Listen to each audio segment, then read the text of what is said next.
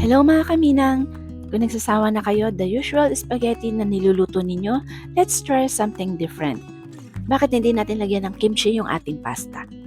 Sigurado ako magugustuhan nyo to, lalo na yung mga mahihilig sa maanghang.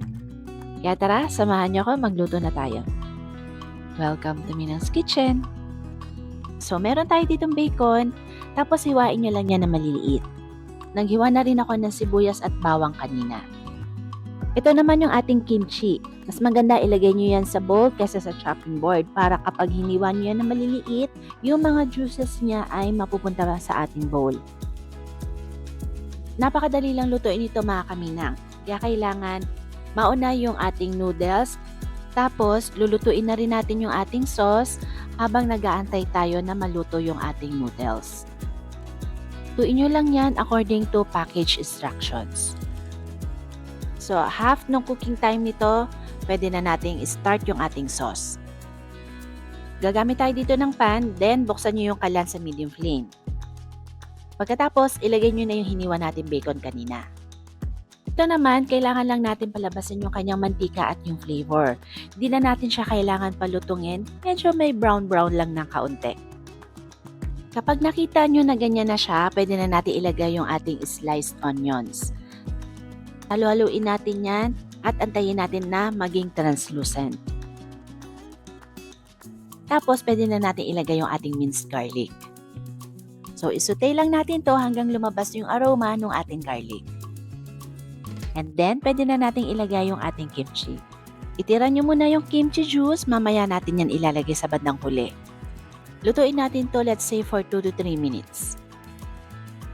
At habang nag-aantay tayo, i-click mo na yung subscribe button at notification bell para ma-notify ka sa mga bago nating uploads.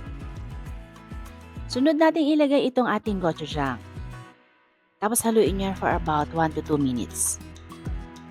And then maglalagay na tayo ng ating mga pampalasa. Toyo, oyster sauce, kaunting asukal, tapos nagdagdag ako ng gochugaru, yung ating Korean chili powder.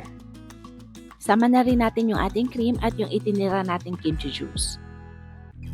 Naglagay na rin nga pala ako ng ground black pepper. Haluin na natin yan hanggang ma-well combined yung ating sauce. Pagkatapos, naglagay na rin ako ng ating parmesan cheese. By the time na matapos tayo dito sa ating sauce, luto na yung ating pasta. So, isasama na natin directly yung ating noodles dito sa ating sauce. Maglalagay rin tayo ng kaunting pasta water. Napansin nyo kanina hindi na ako naglagay ng asin dahil yung ating pasta water ay meron ng salt. Halu-haluin lang natin yan hanggang ma-coat ng ating sauce yung ating pasta. For the final touch, maglalagay tayo ng ating sliced spring onions. Haluin natin ng konti, then pwede na natin yang iserve. At ito na mga kaminang ang aking version ng creamy kimchi pasta. Diba napakadaling gawin?